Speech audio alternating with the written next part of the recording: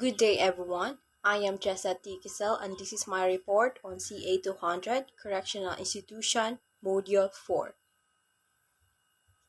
In this lesson, we will talk about the institutional based corrections, the structures, management, standards, programs, and services in the Philippines, and also the two system based approaches to corrections, the Bureau of Corrections or RA 10575, or the custody, security, and control of prisons, care and treatment of prisoners, and the release of prisoners, and also the good conduct time allowance, the prohibited acts subjects to disciplinary actions, the BJMP or RA 6975, the Republic Act 9263, the treatment of special needs or unusual offenders, the emergency plans, movement and transfer of prisoners or detainees, and also the privilege of detainees and sentenced prisoners,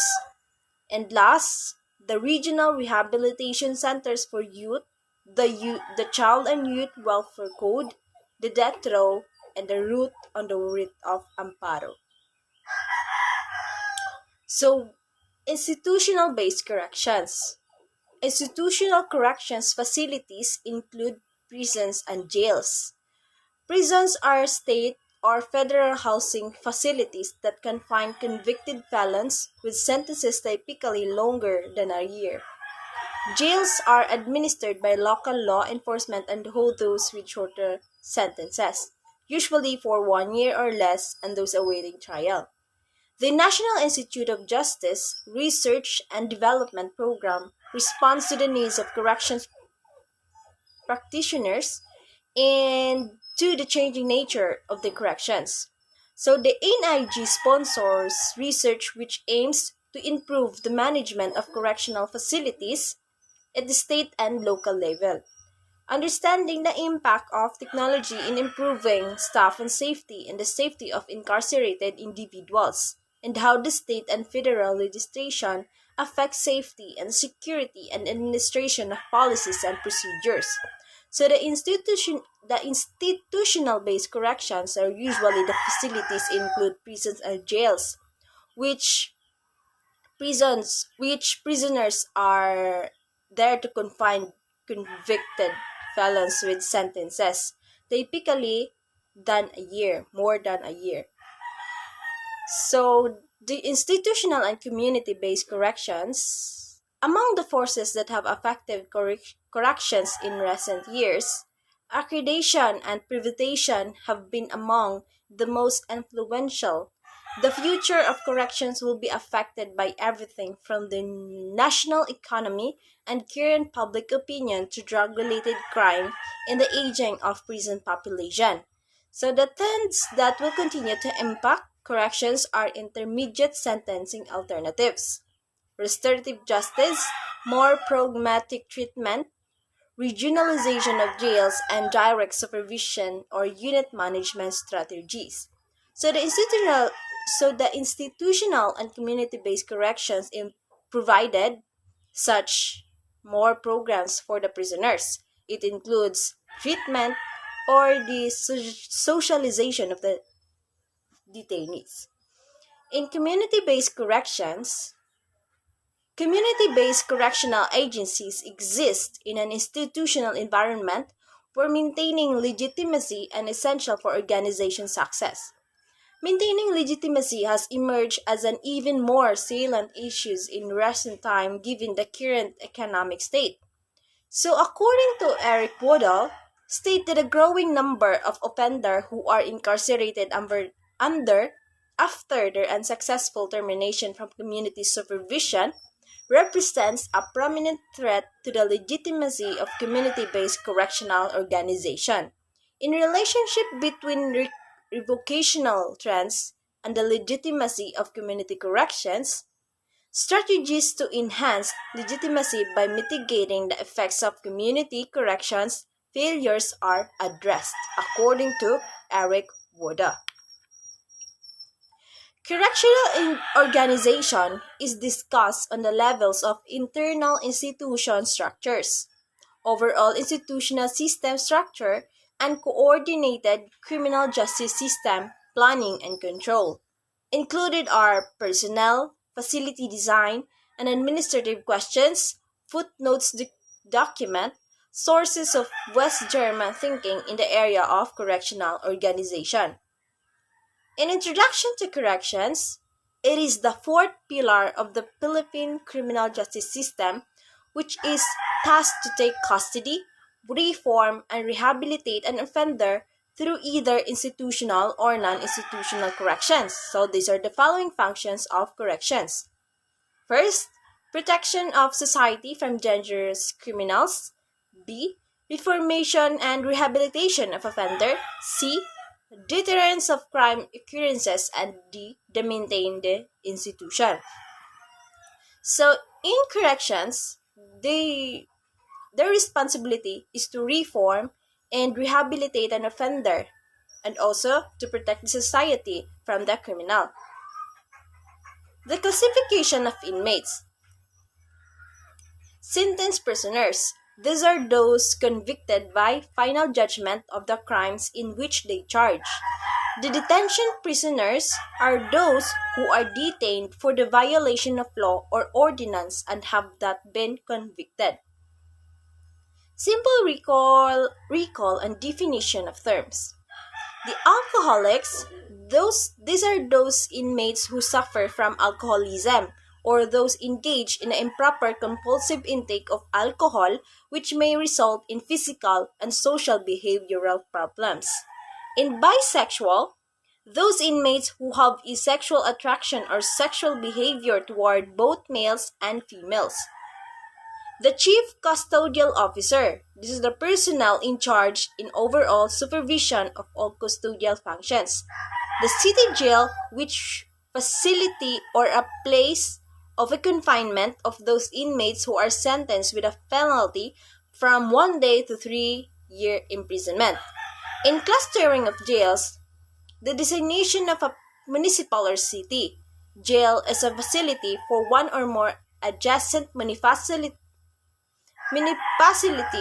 in order to maximize the utilization of personnel and other resources. So the whole city or municipality is named as a district to accommodate inmates from the municipalities clustered to it.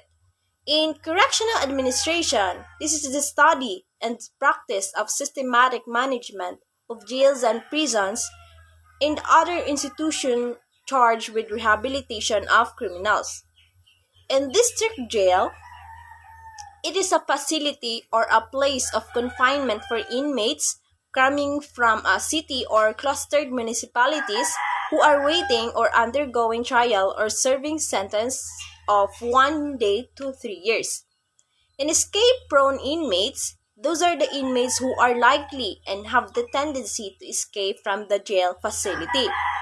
In galleys, long, low, narrow, and single-deck ships propelled by sails, usually rowed by criminals, a type of ship used for transportation of criminals in the 16th century. The gulls or jails, the description given to pre-trial detention facilities operated by English sheriff in England during the 18th century. The high-profile inmates in BGMP jails, those are who are not necessarily charged with heinous crimes but are prominent figures in society or public figures whose cases have drawn public interest.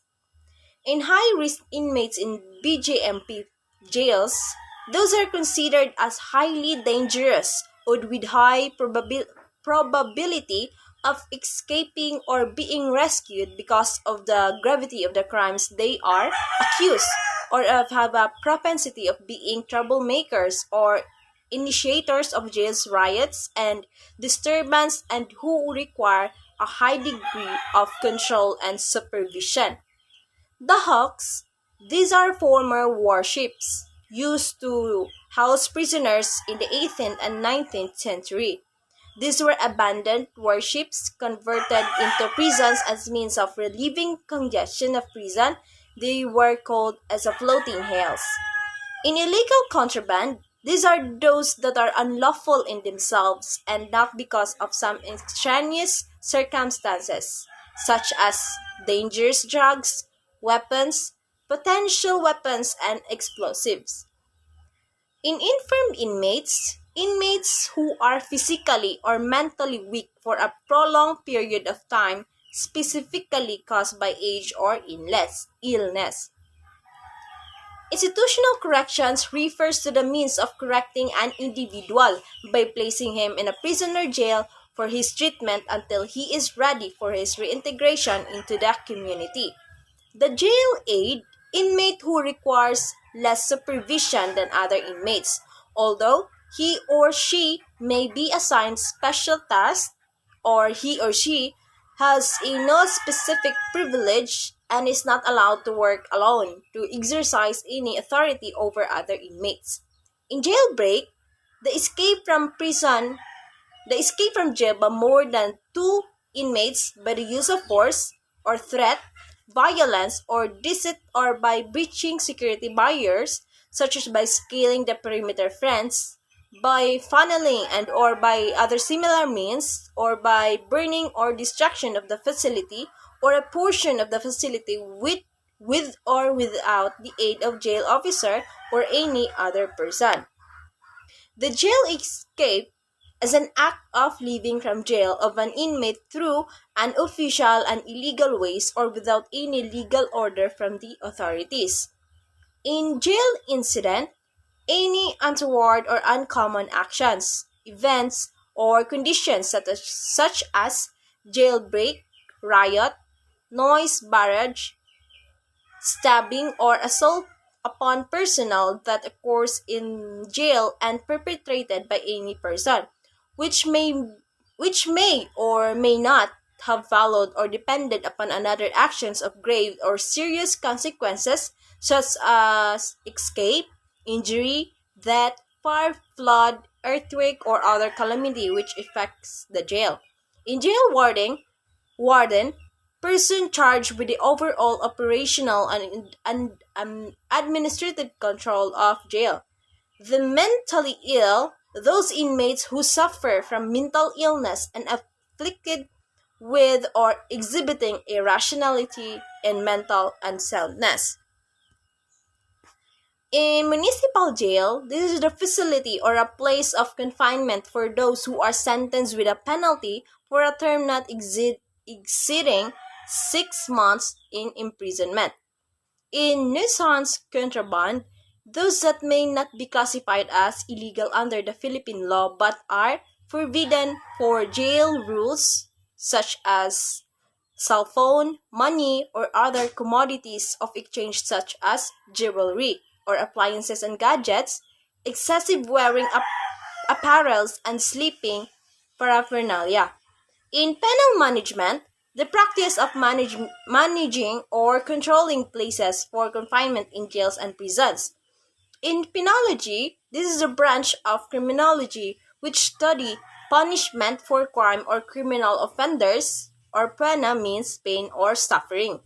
In provincial jail, facility or a place of confinement for inmates who are sentenced with imprisonment of 6 months and 1 to 3 year imprisonment. In provincial jail administrator, this refers to the official duty designated to head the BJMP or the Provincial Jail Administratory Office and to oversee the implementation of jail services in all district, city, and municipal jails within its territorial jurisdiction. Next, the program of the institution. So, it provides mental health services to all prisoners within the Department of Corrections. Prisoners receive services by qualified mental health professionals in a timely manner with reasonable and continuity of care, including aftercare planning and follow-up as indicated. Institutional programming includes, but it is not limited to: A. the reception center psychological assessment, B, the segregation monitoring, the C, suicide prevention services including screening, assessment, and treatment. D. Assessment, identification, and referral of prisoners for treatment on mental health of mental illness. E. The parole board evaluation. F. Assaultive offender programming. G. Sex offender programming. And H. Post-relief planning for prisoners returning to the community. The Philippine correction system is composed of the institution in the government, in the civil society, and the business sector which are involved in the confinement, the corrections and restoration of those individuals charged for and or convicted of delinquent acts of crime. The government plays a dominant and significant role in the correction and rehabilitation of offenders. The Philippine correction system is composed of the institution in the government, civil society, and the business sector which are involved in the confinement, correction, and restoration of those individuals charged for or convicted of a crime. The Philippine correctional system is presented describing the role of the various government agencies or the Department of Justice, the Department of Interior and Local Government, the Department of Social Welfare and Development, the civil society and business sector, the institutional framework of the impact of overcrowding and inadequate training and information systems and initiatives taken to improve the treatment of offenders. The two-system-based approach to corrections. The operation and administration of today's correctional institution requires contemporary management techniques, and the system approach offers possible solutions to correctional problems. So, the system approach to corrections sees the correctional institution as being composed of many interrelated parts operating together to accomplish correctional goals. Applying the systems approach requires system analysis. So, the systematic analysis of alternative courses of action which might be taken to achieve specified objectives. The whole system may be integrated, and each subsystem or part of the correctional system must operate toward a common goal. The nature of inputs must be considered. Drug or narcotic offenders currently represent a change in correctional inputs, and the correctional system must develop programs suitable for their inmates. So they must develop and provide a programs which was suitable for their inmates. In ex-inmates are one of the outputs of a correctional system, and their quantity must be maintained to prevent overcrowding or full of prisoners as much their quality in order to fulfill rehabilitation goals. The outputs must be monitored to ensure that the correctional system is meeting its goals. So the proper feedback is necessary to ensure a control point in outputs. The correctional system should also evaluate their outputs after they have been in the field, since the correctional administrator can learn from the evaluation of the ex-inmates what adjustments to the system are necessary for improved maintainability. The data must also be shifted to ensure that only relevant information reach control points, since effective and efficient control points are of primary importance. So the main importance is to effect an efficient control of their points. The director must proper direction for the system and be capable of evaluating feedback information. So the system approach to corrections thus involves looking at the total picture and weighing the liabilities and assets of until each unit against another, thereby creating a balanced system free of interdepartment conflict and united in goal pursuit, a, bi- a, bible, a a bibliography is appended. So the system-based approaches to corrections. This is the one of the pillars of criminal justice system. The Philippine corrections pillar at present has two system-based approach. One is the institutional-based correction and other is the non-institutional community-based system.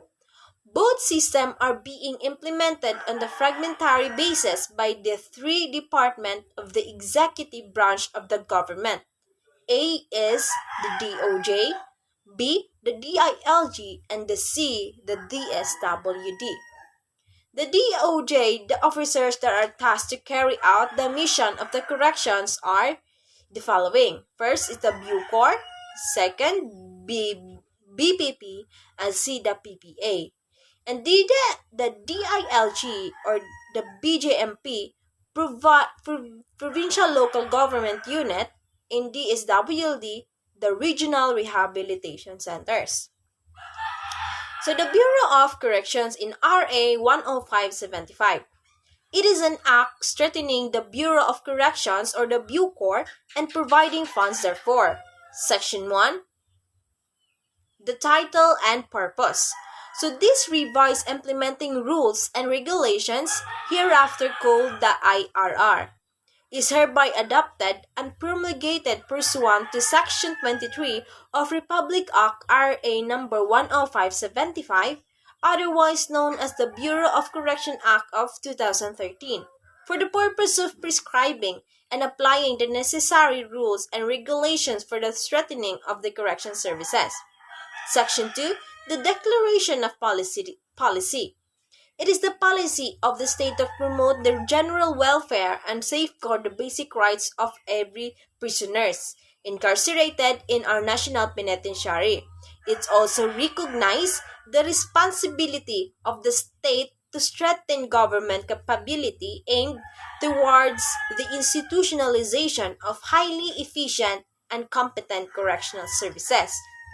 Towards this end, the state shall provide for the modernization, the professionalization, and restructuring of the Bureau of Corrections or the Bucor by upgrading its facilities, increasing the number of its personnel, and upgrading the level of qualification of the personnel and standardizing their base pay or the retirement and the other benefits, making it at part with the Bureau of Jail Management and Phenology or the BJMP.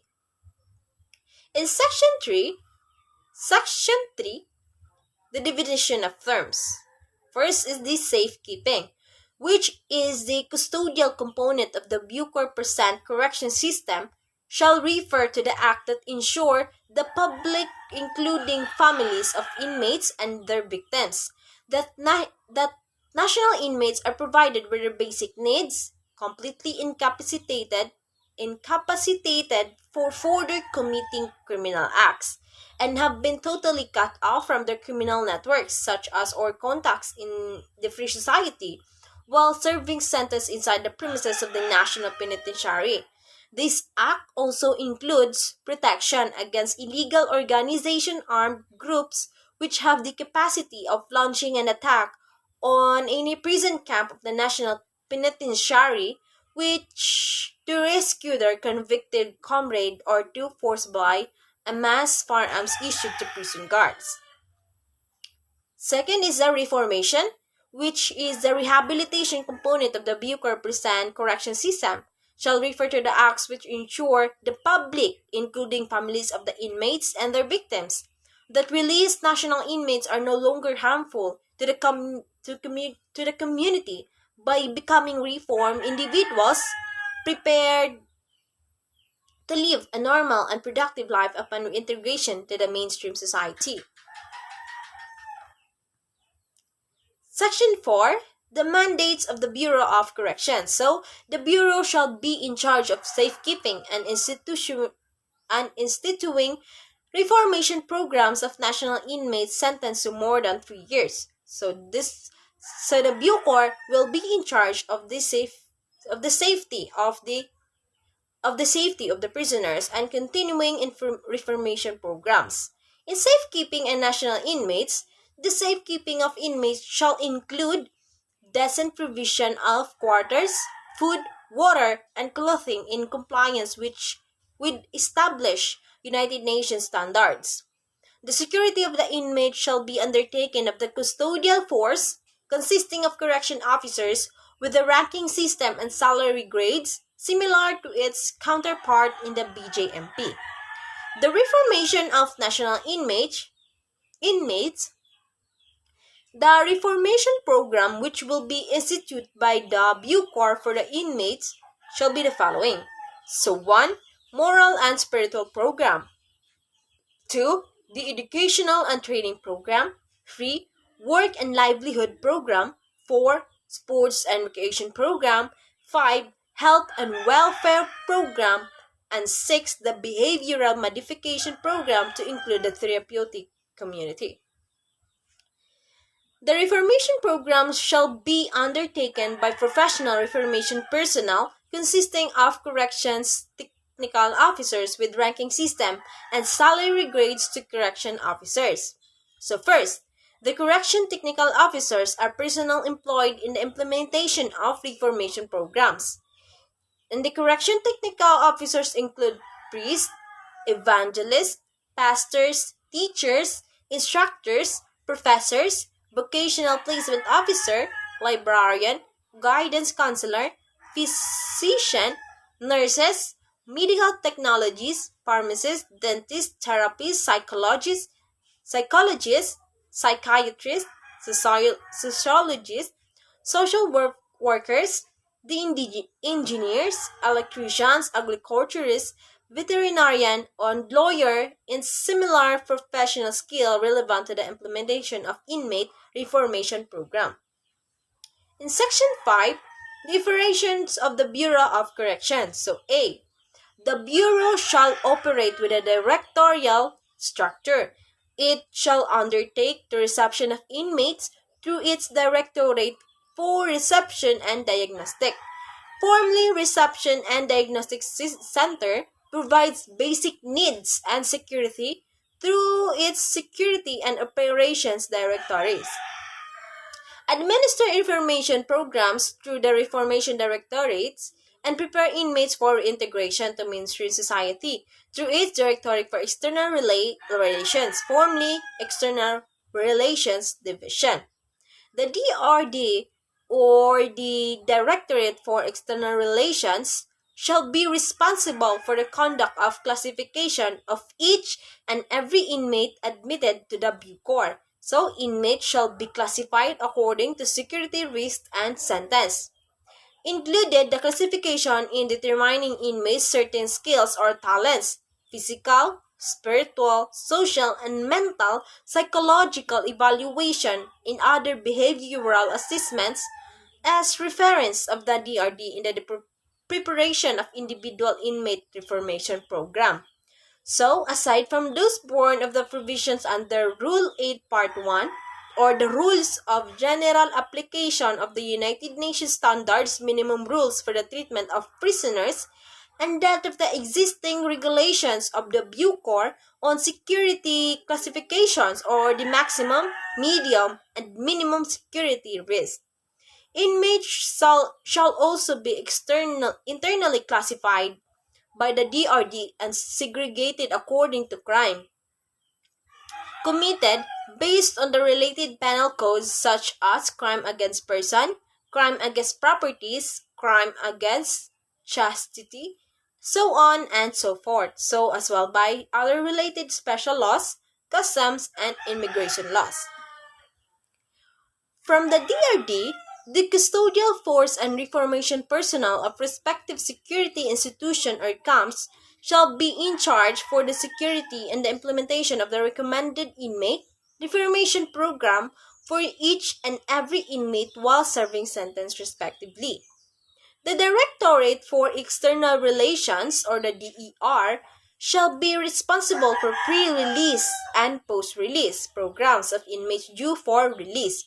So the DER shall also classify inmates according to skills acquired for referral and endorsement to appropriate companies or the corporations participating in the Bucor on the job training programs for newly reformed inmates. So the DER shall also evaluate, classify, and apply necessary programs to inmates for readiness to join the mainstream society upon release.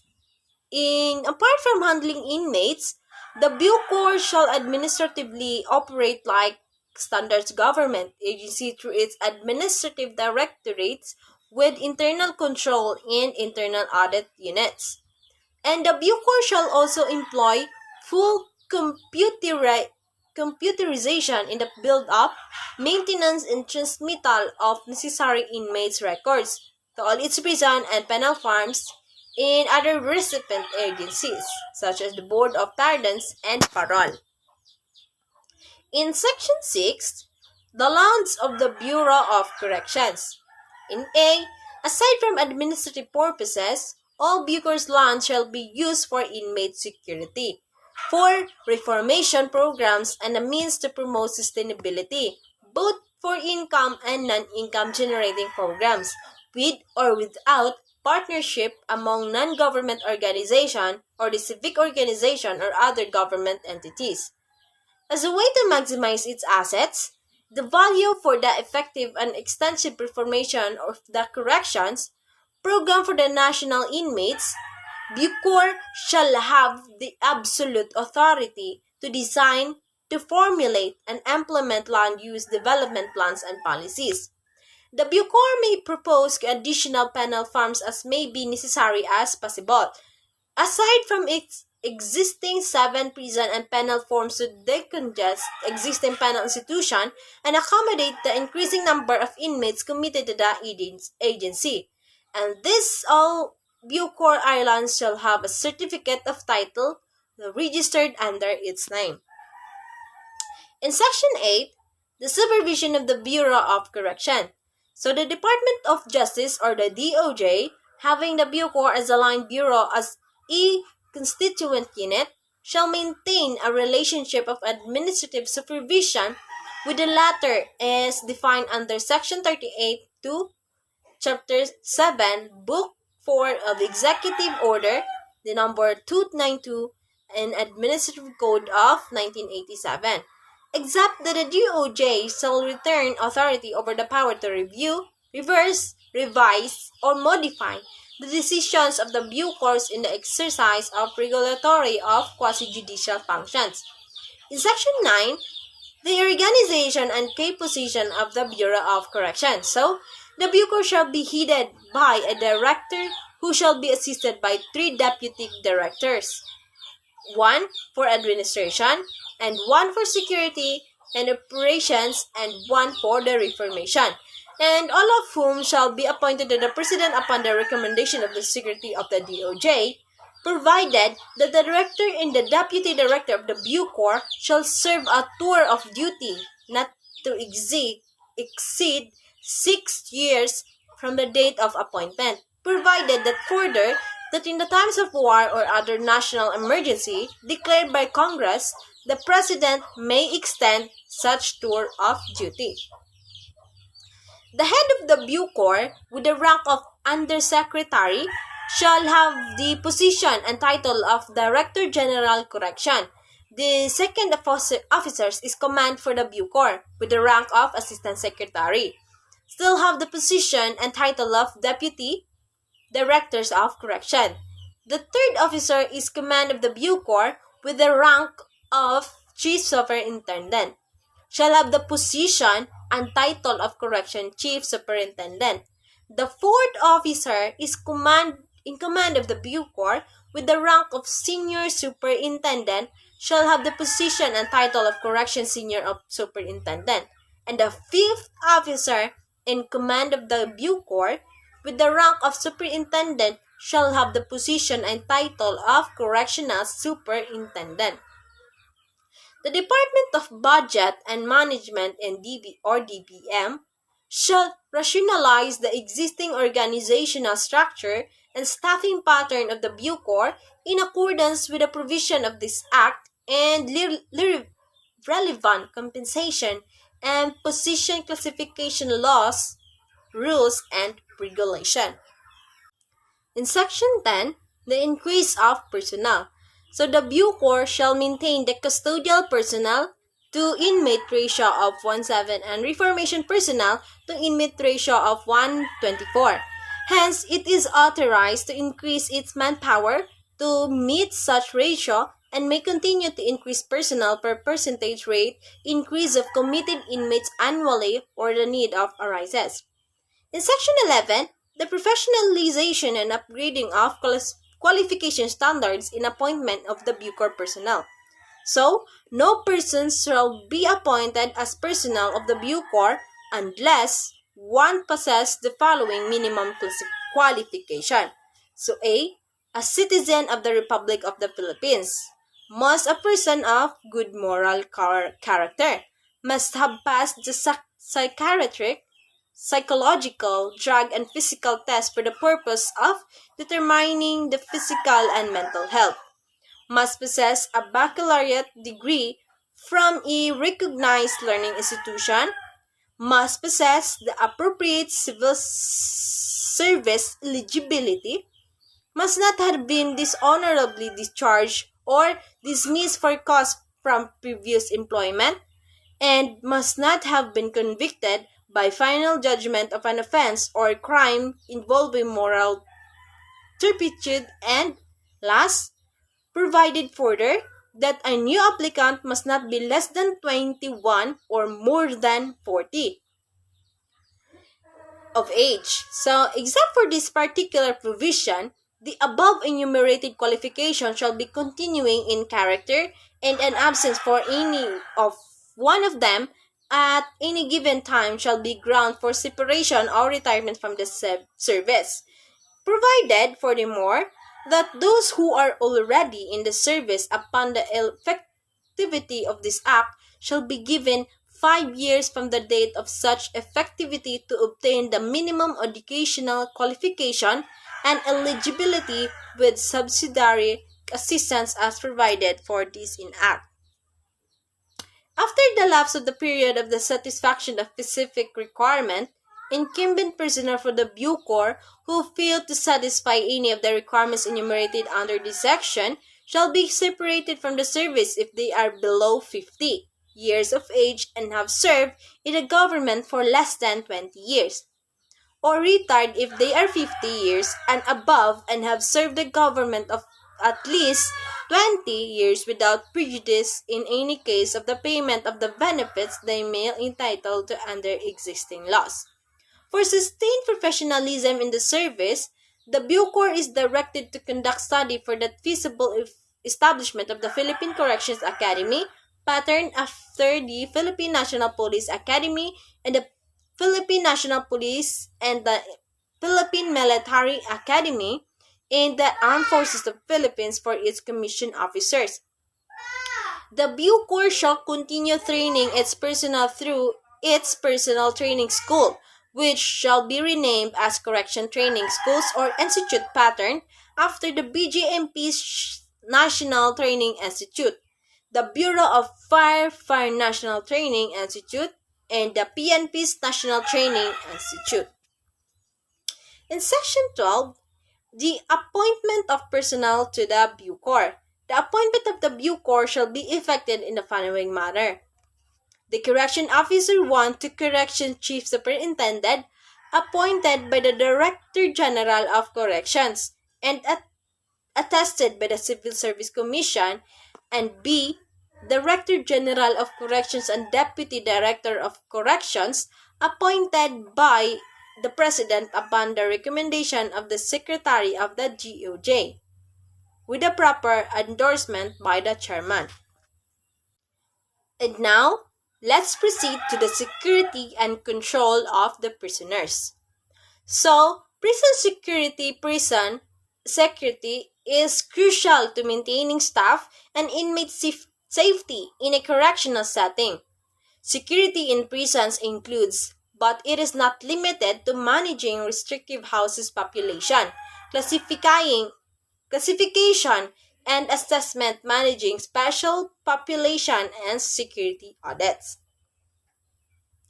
The security audit training. The prison division of NIC is seeking candidates for the security audit program. In order to be considered for participation, each agency must submit a 3-team member. Team members should be in a supervisory role within the agency and the position to affect change within the organization. And the work of the security audit may be best be described as a risk assessment, the function of which is to determine the likelihood of a significant security problem or vulnerability to injury, escape, disruption, or destruction of the property due to inadequate policy, procedure, physical plan, and or performance. The risk assessment, hence security audit, is the process of determining the risk remaining after all the normal management safeguards has been applied, including classified policies, procedures, post orders, training, physical plant and accommodation, and daily supervisory activities. And prison staffing analysis, they capitalize on staff strength and abilities by using the right people in the right positions in the right time. So, this is the essence of staffing analysis, and it relies on decision makers' competence to use their knowledge and understanding of basic staffing concept, post identification, shift relief factors, the critical staffing levels, and more to accurately assess staffing needs for new or existing facilities operations. This 32-hour program explores several methodologies for assessing current staffing levels and determining staffing requirements. By the end of the training, the participants will be able to plan, modify, and implement staffing operation in their facility. The composition of prison security. As prisons become more crowded and internal problems arise, it is important to keep control and stability inside and out of the prison. Although there are many security measures that can be put into place, it is hard to say whether it is a physical design to the prison or the skilled officer that makes the difference in safety and security. Both play a major role in keeping things running smoothly inside and outside the perimeters. The reason for this research is to analyze how each part of security helps maintain a cohesive and what can be done in those cases where there is chaos. The care and treatment of prisoners. The care and treatment in some prisons are close to non-existent. The illnesses such as psychotic disorder, dissociative disorder, the impulse control, and addiction disorder are rarely properly dealt with. While most ingress of people into prison are already ill, some prison conditions can onset mental illness. So, provide prisoners with human and healthful living, a condition, safety from harm, including protection from punitive of excessive force and protection from abuse by other prisoners and staff. So, necessary health care, freedom from staff harassment and invidious discrimination, the freedom of religion and substantial freedom of expression, the condition conducive to maintaining the healthy relationships with their families, and also the opportunities to participate in constructive activity and rehabilitative program, and comprehensive re-entry planning, and implement effective policies and procedures for investigation and resolution of complaints and problems, fair and rational decision making, and the internal and external oversight of correctional operations. Mental illness may be something one is born with or may be consequence of poor choices. According to the article Prisoners and Mental Illness, which was written by Sarah Glazer, many mentally ill people are in prison. Mental illness are manageable with care and treatment, such as medication and therapy. However, the care and treatment in some prisons are close to non-existent. The illness such as psychotic disorder, dissociative disorder, impulsive control, and addiction disorder are rarely properly dealt with, while most innocent people into prisons are already in prisons. So the date of release of the prisoners. A prisoner shall be released by the Bureau of Prisons on the date of the expiration of the prisoner's term of imprisonment, lest any time credited toward the services of the prisoner's sentence as provided in subsection. If the date for the prisoner's release falls on the Saturday, a Sunday, or illegal holiday at the place of the confinement, the prisoners may be released by the Bureau on the last preceding weekdays. The credit towards service of the sentence for the satisfactory behavior. A prisoner who is serving a term of imprisonment and more than a year, over than a year of imprisonment for the duration of the prisoner's life, may receive credit toward the service of prisoner sentence up to 54 days for each year of the prisoner sentence imposed by the court, subject to determination by the Bureau of Prisons that during that year, prisoners have displayed exemplary compliance with institutional disciplinary regulations. If the Bureau determines that during that year, the prisoner has not satisfactorily complied with such institutional regulations, the prisoner shall receive no such credit towards service of the prisoner's sentence shall receive such lesser credit as the Bureau determines to be appropriate. In awarding credit under this section, the Bureau shall consider whether the prisoner during the relevant period has earned or making satisfactory progress towards earning a high school diploma or an equivalent degree. Credit that has not been earned may be not later be granted. So, the pre-release custody. In general, the director of the Bureau of Prison shall, to the extent practicable, ensure that the prisoner serving a term of imprisonment spend a portion of the final months of the term not to exceed 12 months, under condition that will afford the prisoner a reasonable opportunity to adjust to and prepare for the re-entry that prisoners into the community. Such condition may include a community correctional facility. The Home Confinement Authority. These are the authority under this subsection may be used to place our prisoners in home confinement for the shorter of 10% of the term of imprisonment of the prisoner or the 6 months. The Bureau of Prison shall, to the extent practicable, place prisoners for lower risk level and lower needs on home confinement for the maximum amount of time permitted under this paragraph.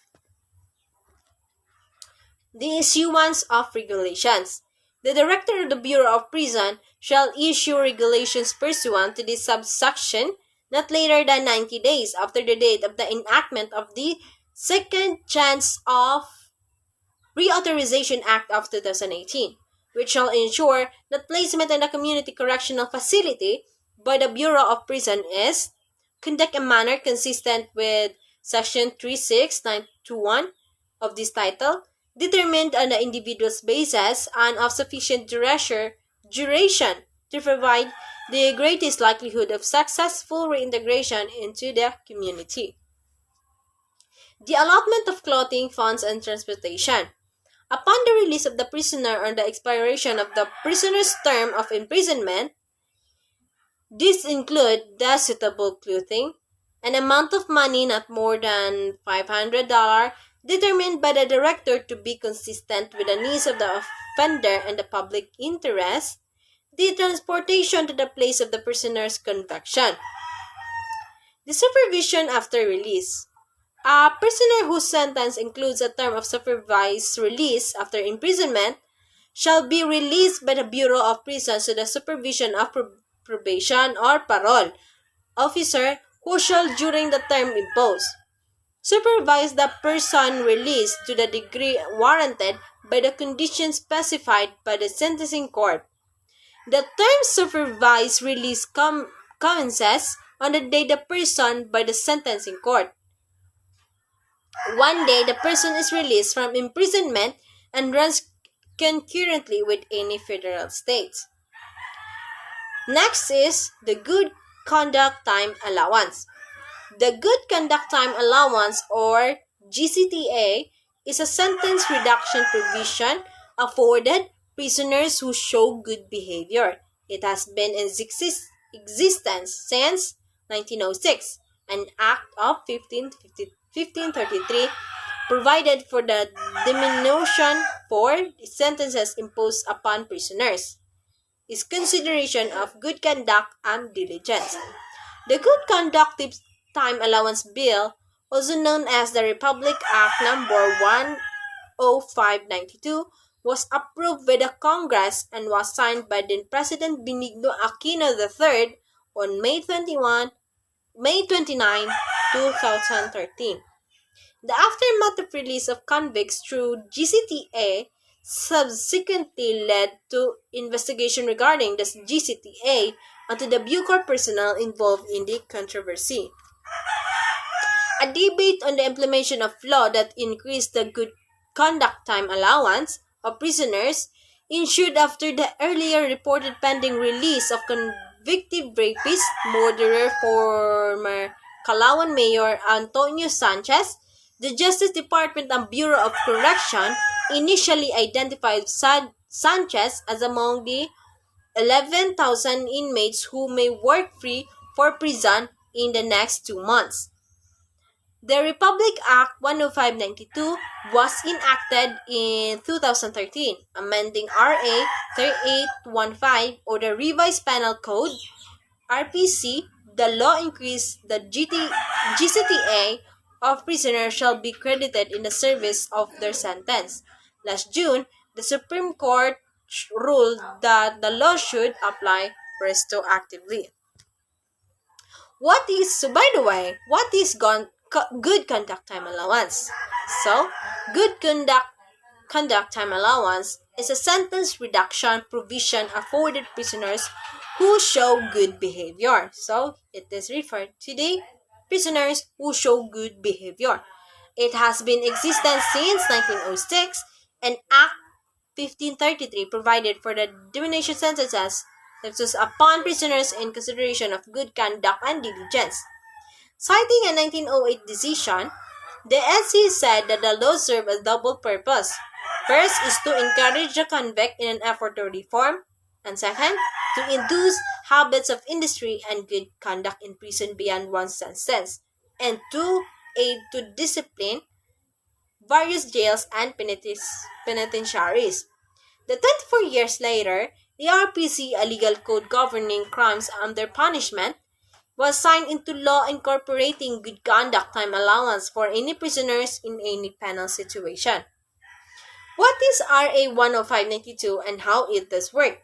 So, in May 2013, then President Benigno Noynoy Aquino III signed RA 10592 amending Articles 29, 94, 97, 98, and 99 of the RPC was sought to expand the application of the GCTA to those under preventive imprisonment or those detained prior and during criminal trial who are deemed too dangerous for release. So, it also increased the number of days that may be credited for GCTA.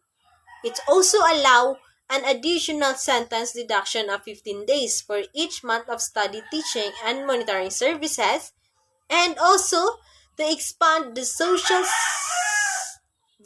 special time allowance for loyalty, make it applicable to those under preventive imprisonment. So, let's proceed to the prohibitive acts subject to disciplinary actions. The participation in illegal sexual acts, public disciplinary actions disciplinary of photo- pornography materials, absence language, and displaying any behavior which might lead to disorder or violence. Also, the possession of articles posing a threat to prison security or maligning or insulting any religious beliefs or groups, giving gifts, or also selling or engaging in barter with anybody. So the use of body, gambling, loitering, rendering personal services to, or requiring personal services from inmates. The disciplinary regime established the rule of prisons by listing breaches of the internal regulations and the sanctions associated with this. The existence of disciplinary procedures is essential to both the maintenance of order within prison establishment and the respect for the basic human rights of prison deprived of liberty. In addition to those acts prohibited by and other sections of this subchapter, a real estate broker, real estate salesperson, or property manager may be subject to disciplinary action, which was made any substantial misrepresentation, made any false promise of a character likely to influence, persuade, or induce, pursued a continued and flagrant course of misrepresentation or made false promises, and also act as a broker or salesperson for more than one party in a transaction within the knowledge of all parties of whom she acted. And also, as a property manager, disclose to a third party confidential information which would be injurious concerning the business of personal affairs. As also accepted a fee, commission, or other valuable consideration as a real estate salesperson for the performance of any act specified in this subchapter. And also, a property manager failed to maintain accurate accounting records. 8. Represent or attempt to represent any real estate broker other than the broker under whose name he or she is licensed. So, it is also a place or advertisement in any publication. Use a sign or business card which was misleading or which constitute false advertising. Next, let's proceed to the Bureau of Jail Management and Penology in RA 6975. In January 2, 1991, the Bureau of Jail Management and Penology was created through Republic Act 6975 as a line bureau under the Department of Interior and Local Government. The Jail Bureau is the upgraded version of its forerunner, the Office of Jail Management and Penology, in the defunct PC or the INP, last headed by Brigadier General Arsenio E. Concepcion. As mandated by law, the BJMP shall operate under a reorganized Department of Interior and Local Government. Starting from scratch with 500 personnel in 1991, the BJMP went from its mother, PCINP, as a mere component to become a full-fledged bureau. The director, Charles E. Mondihar, took his oath of office in July 1 of 1991 as the first chief of the bureau. The Bureau of Jail Management and Penology supervises and controls all district, city, and municipal jails. So the Bureau of Jail Management and Penology was the one the who supervised and control all districts, city, and also the municipal jails.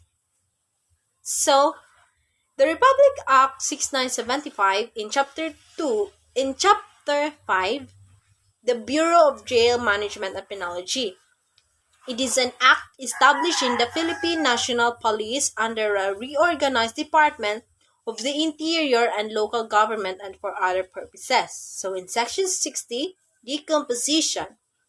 The Bureau of Jail Management and Penology, hereafter referred to as the Jail Bureau, it is hereby created and initially consisting of officers and uniform members of the management in penology service as constituted under Presidential Decree number 696765.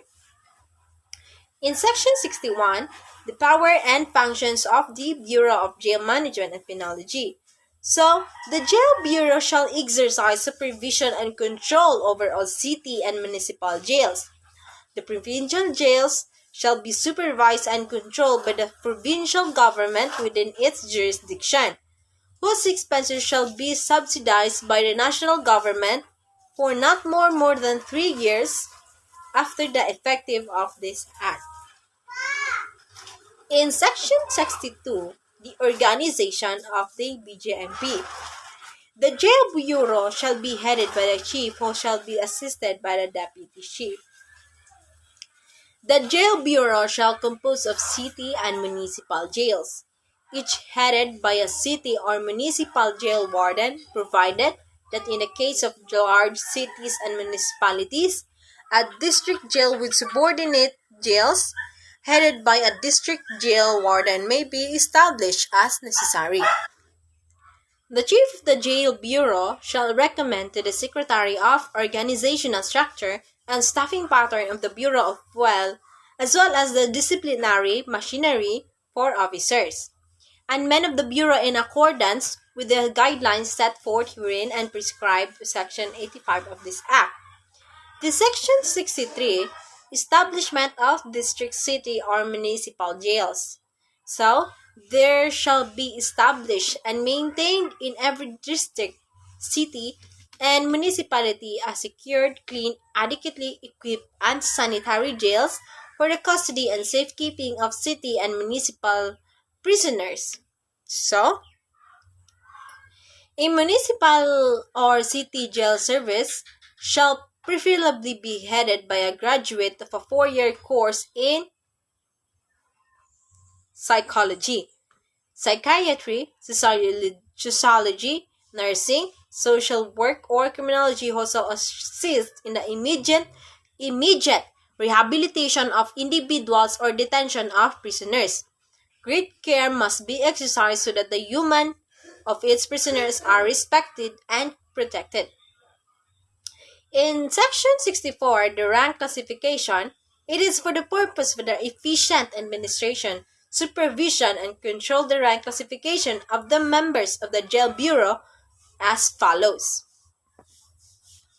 In Section 5, the key position, the head of the Jail Bureau with the rank of director shall have the position title of Chief of Jail Bureau. He shall be assisted by a deputy chief with the rank of chief of superintendent. The assistant heads of the department regional offices with the rank of senior superintendent shall assume the position title of assistant regional director of jail management and penology as provided by Section 12 of this Act. The heads of district offices with the rank of chief inspector shall have the position title of district jail warden. In the heads of the city or municipal stations with the rank of senior inspector shall be known as the city or municipal jail warden. So let's proceed to the Republic Act 9263. This act otherwise known as the Bureau of Fire Protection or the BFP and the Bureau of Jail Management and Penology. So the Professionalization Act of 2004 upgraded among others the qualification standards in the designation of the uniformed personnel in these agencies. So it is an act providing for the professionalization of the Bureau of Fire Protection and the Bureau of Jail Management and Penology, amending certain provisions of Republic Act 6975, providing funds thereof and for other purposes. In Section 1, this act shall be known as the Bureau of Fire Protection and the Bureau of Management and Penology Professionalization Act of 2004. In Section 2, the Declaration of Police Policy and Principles. So, it is declared policy of the state to maintain peace and order. Also, it also to protect life, liberty, and property, and also to promote general welfare essential for the enjoyment by all of the people of the blessings of democracy in Article 2, Section 5 of the Philippine Constitution. Moreover, it recognized the responsibility of the state to strengthen government capability aimed towards the strengthening of the delivery of basic services to the citizenry through the institutionalization of highly efficient and competent fire and jail services. So, it is provided for under Republic Act number 6975, otherwise known as the Department of Interior and Local Government Act of 1990, that the task of the fire protection and jail management and penology shall be responsibility of the Bureau of Fire Protection and the Bureau of Jail Management and Penology respectively. Moreover, Section 3 of the Republic Act 8551, otherwise known as the Philippine National Police Reform and Reorganization Act of 1998, provides that in times of national emergency, the BFP and the BJMP, along with the Philippine National Police, shall, upon the direction of the President, assist the armed forces of the Philippines in meeting the national emergency and in addition to the performance of their inherent functions as mandated by law. Therefore, recognize that the uniformed personnel of the BFP and BJMP as members of the universal service of the government under the Department of the Interior and Local Government, the DILG, are required to some amount of sacrifice, service, and dedication like their counterparts in the PNP and the AFP to carry out their respective duties to the extent risking their lives and limbs. So, towards this end, the state shall provide the professionalization and restructuring of the BFP and the BJMP by upgrading the level of qualification of their uniformed personnel and standardizing their base pay, retirement, and other benefits, making it apart with those of the PNP and the AFP. In Section 3, the organization and key positions of the BFP and the BJMP. So each shall be respectively headed by the chief, who shall be assisted by two deputy chief for administration and operation, and for whom shall be appointed the president upon recommendation of the secretary of the DILG from among the qualified officers with at least the rank of senior superintendent in the service, provided that in no case shall on any officer who has retired or retirable within 6 months from his or her compulsory retirement, age can be appointed as chief of the fire bureau of the chief of the jail bureau, as this case may be provided further that the chief of the fire bureau and chief of the jail bureau shall serve a tour of duty not to exceed 4 years, provided, however, that in times of war or other national emergency declared by Congress, the President may extend such tour of duty. The BFP and the BJMP shall establish, operate, and maintain their respective regional offices in each of the administrative regions of the country, which shall be respectively headed by a regional director for fire protection and a regional director for jail management and penology.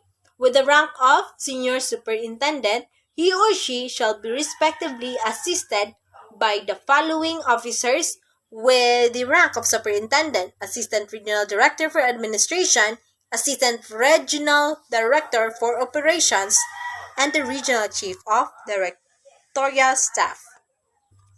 So now, let's proceed to the treatment of special needs or unusual offenders. The state departments of corrections and various other agencies work closely in the treatment process of special needs offenders through programs such as community policing, community-based corrections, and the community citizen integration.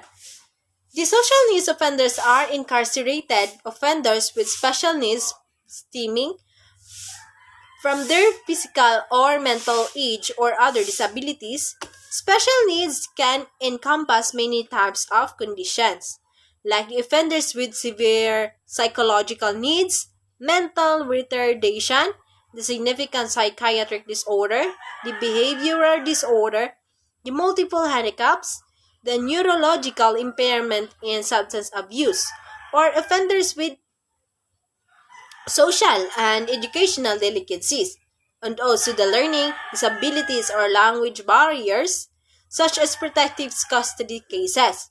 So they need a special security for supervision needs, and exhibit potential or aggressive behavior, or is sex offenders for whom appropriated treatment may reduce the risk of reoffending.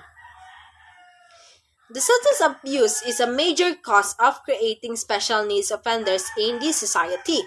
So, the special needs offenders are to be given special attention during intake and the incarceration. So, it is the treatment of a prisoner of the proper evaluation. Assessment has to be conducted during the intake of these offenders. The State Department of Correction and various other agencies work closely in the treatment process of special needs offenders through programs such as community policing, community-based corrections, and the community citizen integration through programming. So, because the definition of special needs offenders varies greatly, local laws should be consulted for requirements in your area. When the type of needs targeted by the treatment programs are examined, it became evident that some offender needs more important to be addressed than others.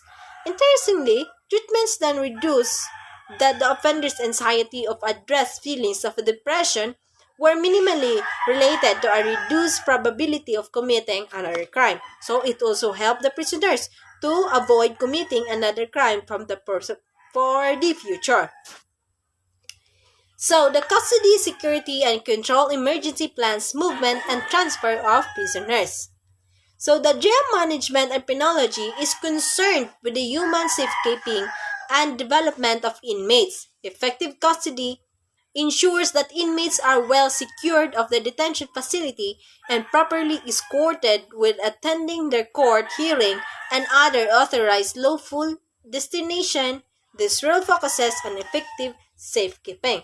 So they must keep the offender or the prisoners safe until transfer into the final authority. So the following guidelines should be strictly observed in jail custody, security, and control. A is to conduct regular briefing for every shift, especially before any member of the custodial force.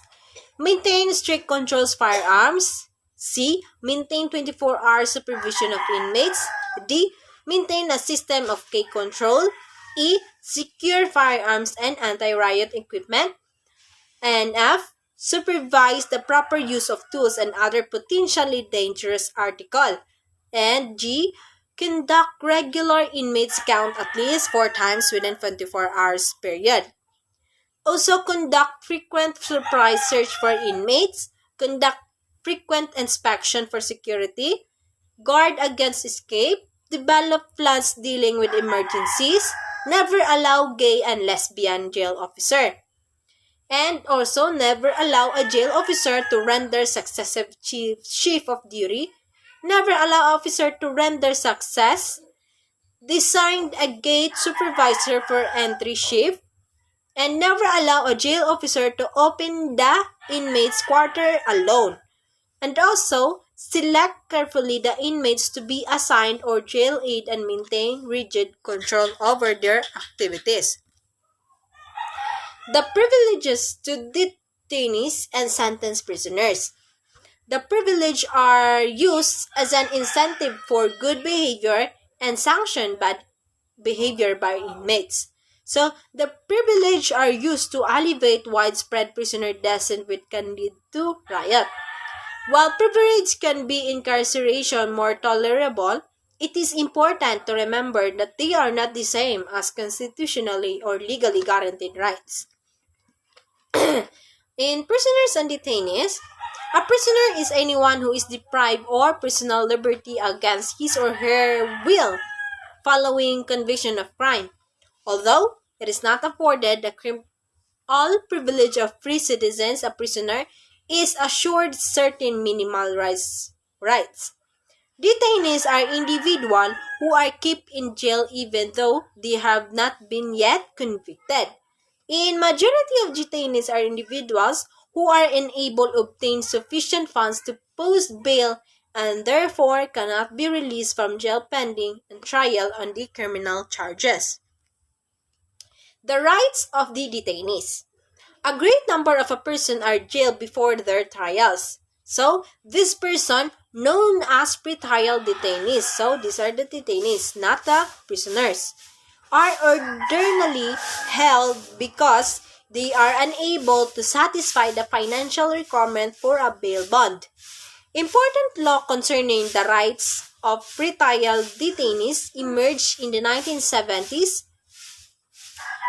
The Supreme Court rejected the theory that pretrial detainees cannot be deprived of any right except the right to come and go as they choose. So, the court also criticized lower federal courts that have given detailed order to prison administrators regarding how they should do their jobs, although prisons cannot employ methods designed only to punish detainees before conviction. They use suitable procedures for purposes of security and discipline.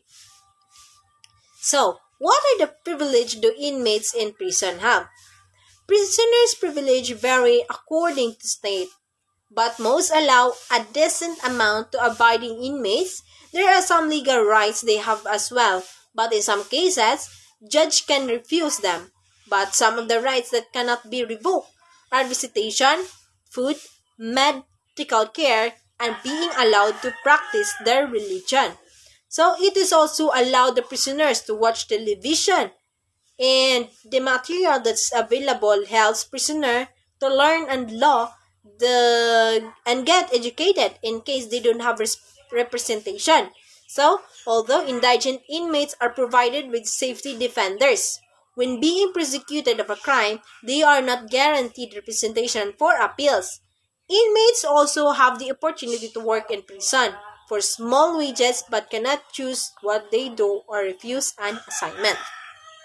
So, the privileges of the prisoners is to keep clean and maintaining a healthy lifestyle is regulated by the prison. These are minimum standards of personal hygiene that must be kept. This is also set amount of recreation time to work out and get exercise. Participating in group sports, hobbies, and interest group is also allowed. So, prisoners have the right to own personal items such as stationery, cigarettes, cosmetics, and etc. So, this often both issues with inmates having wealth among others, and it may encourage gambling, theft, and buying items from cards. Items like radios, televisions, or typewriters have sometimes been refused. So, the religious materials are allowed, so inmates can practice, which can include programs on TV on the radio. So, what is the Regional Rehabilitation Centers for Youth? So, it is the facility designed to provide intensive treatment in a residential setting for the rehabilitation of the CICL whose sentences have been suspended. It serves as a nurturing out-of-home placement for children in need for rehabilitation. Well, the RRCY provide institutional rehabilitation for CICL, excuse me, or the community-based rehabilitation programs are also being provided by the DSWD. Whenever necessary, the RRCY links a center-based service for community-based program or the program provided in a community setting developed for the purpose of intervention and diversion of the as well as the rehabilitation of CICL. And the support and participation of the immediate family and community is valuable. Hence, the RRCY harness the community support structures outside of the family. The community structures are tapped and mobilized to contribute their resources to the treatment and reintegration of offenders and strengthening of their families. Their general objective is to render treatment and rehabilitative service to children in conflict with the law in the Cordillera Administrative Region to enhance their psychological, emotional, and psychosocial well-being. Their specific objectives is to assist the CICL in gaining insights into their behavior and attitude to help them become more productive and responsible individuals, redirect their behavior and attitudes to help them become more productive and responsible individuals, also provide opportunities to acquire social occupational skills and improve self-image. It also provides activities that would help them develop trust for other person. Their programs and services provides a home environment and a group living arrangement with well-balanced organized in non-formal activities for CICL. Under these services, the RRCY rehabilitation team attends to basic needs of the youth like food and clothing as well as referral for medical and dental care. The children in conflict with the law or the CICL are also given the opportunities to engage in income generating activities so that they could earn or serve for the future. Specifically, CICL are provided the following. So, these are the treatment interventions. So, the counseling services, the melotherapy, behavioral modification, and the therapeutic community. The support services and interventions is the social services. A 24-hour professional help extend to the CICL in care of the RRCY. This includes interventions that seeks to restore, develop social functioning of the clients from admission to discharge, and also the preparation for their reintegration to their families. In the home life services, this exposes the clients to a home-like atmosphere conduct to moral development. In educational services, this entails planning and the implementation of the comprehensive plan that provide each client the venue and opportunity for learning. The psychological services include in-depth assessment and evaluation of the child's personality and behavior using psychological evaluation and testing with partner agencies. And the health services involve the provision of proper medical attention to clients, the recreational programs, developing a hobby or creative talent such as sport, dietetic, di, di, dietetic services, provision of proper nutrition and food to maintain good health among clients, and also the spiritual enhancement program, regular holding of religious services and activities. So, the Child and Youth Welfare Code Abstract Presidential Decree Number 603, or otherwise known as the Child and Youth Welfare Code, and issued in December 1974, legally defines special categories of youths, including youthful offenders, and direct the Ministry of Social Services and Development to provide comprehensive services to assist youth development. Even more, this decree, the MSSD had implemented an integrated human resource development program for youth, encompassing three program areas, which was the economic self-sufficiency, the community responsibilities, and youth with special needs. The goals of the IHRDPY were to encourage positive social and cultural values, to stimulate youths to engage in economically productive activities, also to protect the vulnerable youths such as the delicate act and the handicap, and to provide support to non-government youth programs. So, it also views delinquency as a community problem. The ministry provides for the intervention and the social workers with law enforcement agencies. The Regional Rehabilitation Center for Youth Offenders are used as a last resort. Community-based programs for youthful offenders include diversion, informal probation, probation service, aftercare services.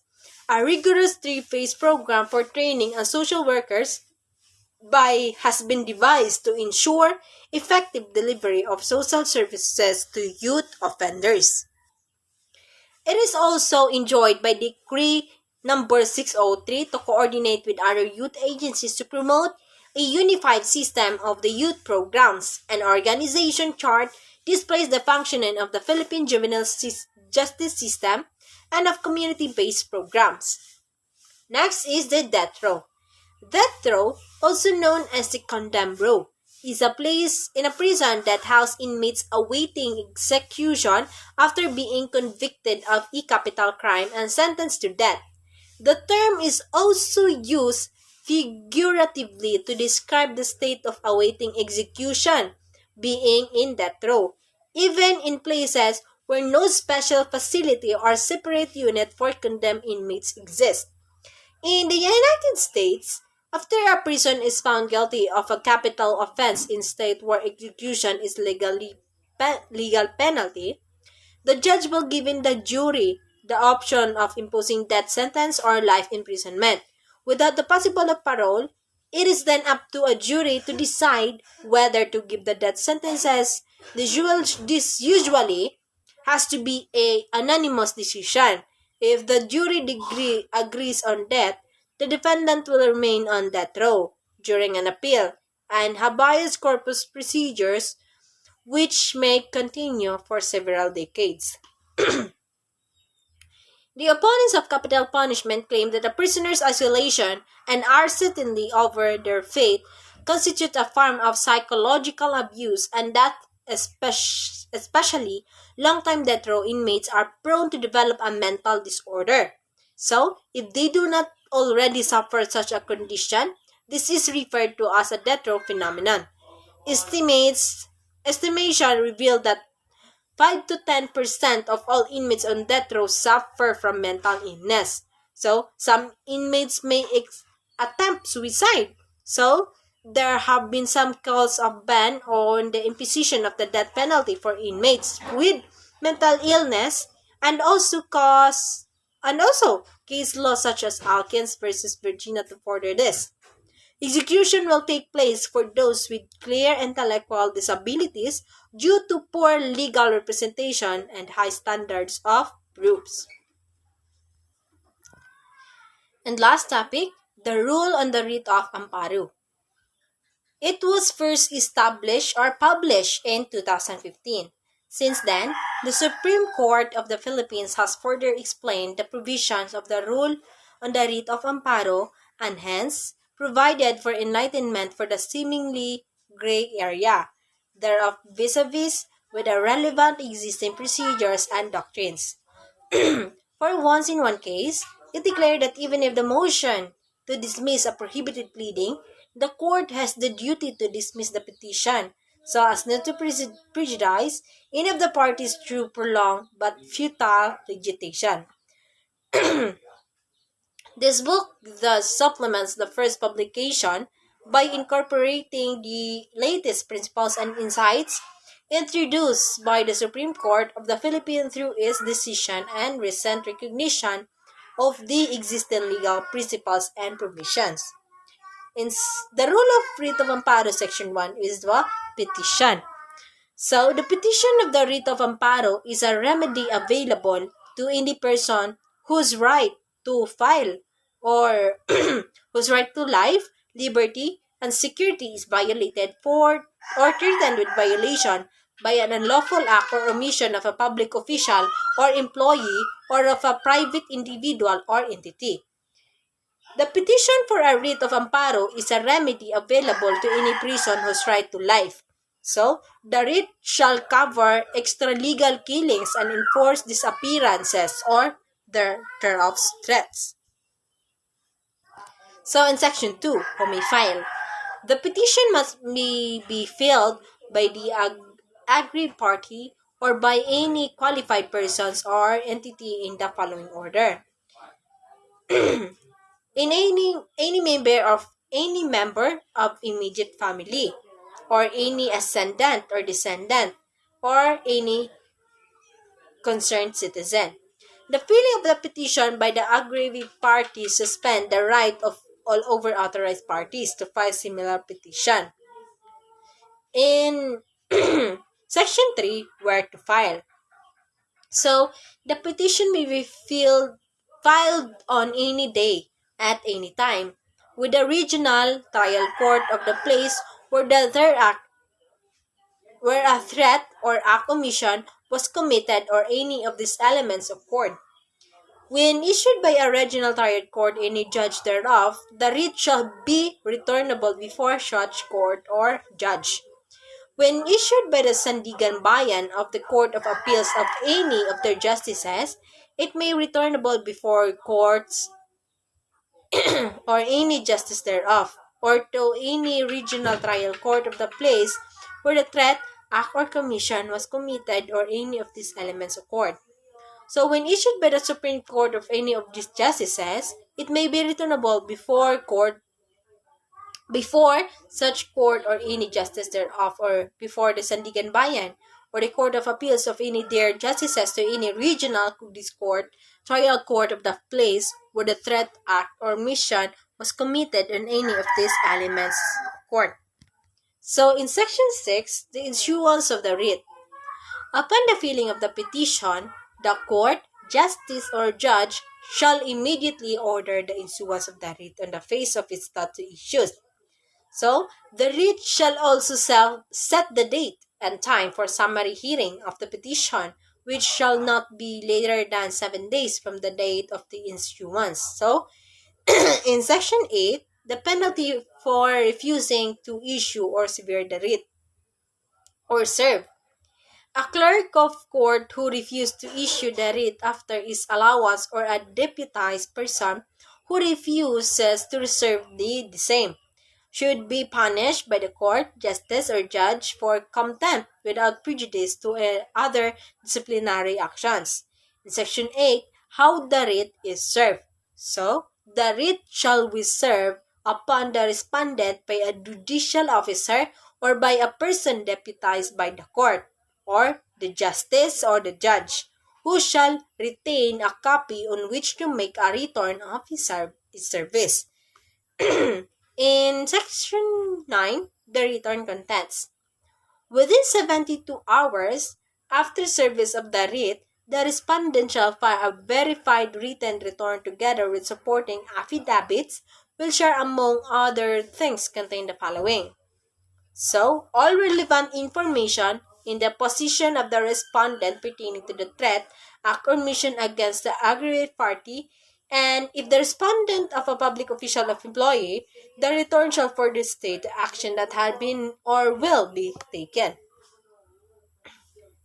It also to verify the identify of the aggrieved party, to recover and preserve evidence, to identify witnesses, to determine the cause, and to identify the apprehend the person, to bring the suspect offenders, to return also state other matters relevant in the investigation. So, in general, denial of the allegations in the petition shall not be allowed. In section 10, defenses not pleaded deemed waived. All defenses shall be raised in the torn, otherwise they shall be deemed waived or gone. So, section 11, the prohibited pleadings and motions.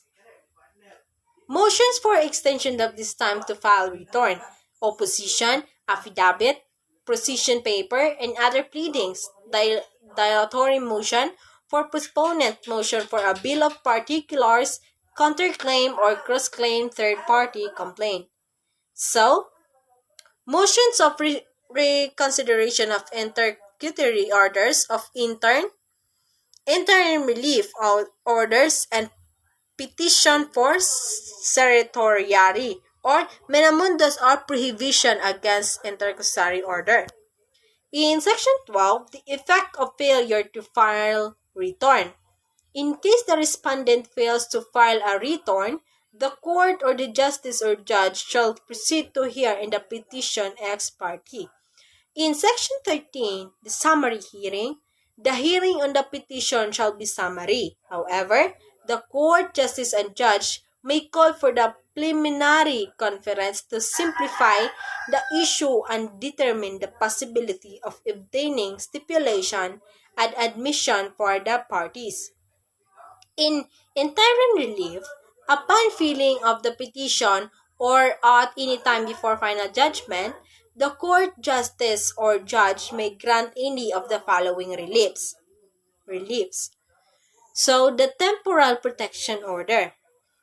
The court justice or judge, upon motion or motu proprio, may order that the petitioner of the aggrieved party and other member of the immediate family may be protected in that government agency. So, if the petitioner is an organization, association, or institution referred to in Section 3 of this rule, the protection may be extended to the officer involved. So, the Mavoven showed that the inspection order is necessary to establish the right of the aggrieved party alleged to be threatened or violated. And the court justice or judge shall prescribe other conditions to protect the constitutional rights of all the parties. So, the court justice or judge may also refer the witnesses to other government agencies or to accredited person or private institution capable of keeping and securing their safety. And in Section 17, burden of proof and standard of diligence required. And Section 18, the judgment. And the Section 19, the appeal of a court. The Section 20, achieving and revival of cases. The court shall not dismiss the accusation but shall archive it. It's upon its determination, it cannot proceed for a valid cause such as the failure of petitioner or witness to appear due to threats on their lives. In Section 21, an institution separate actions. In Section 22, the effect of filing of a criminal actions. When a criminal action has been commenced, no separate petition for the writ shall be filed. In consolidation, in Section 23, when a criminal action is filed subsequent to the filing of a petition for the writ, the latter shall be consolidated with the criminal action. After the consolidation, the procedures under this rule shall continue to apply to the disposition of the reliefs in the position. So, in overall, the writ of amparo, which includes these following sections on how to file a criminal case, which include these following sections. So, Section 24, the substantive rights. This rule shall not be diminished, or modify substantive rights recognized. In Section 25, supplementary application of the rules of court. So, this shall apply supplementary insofar as it's not inconsistent with this rule. In Section 26, applicability to pending cases. It's also involve extra-legal killings, unenforced disappearance, or threats thereof pending in a trial and appellate court. In Section 27, effectively is also a publication in 3 newspaper of general circulation. So, that is all my presentation. Thank you for watching and God bless.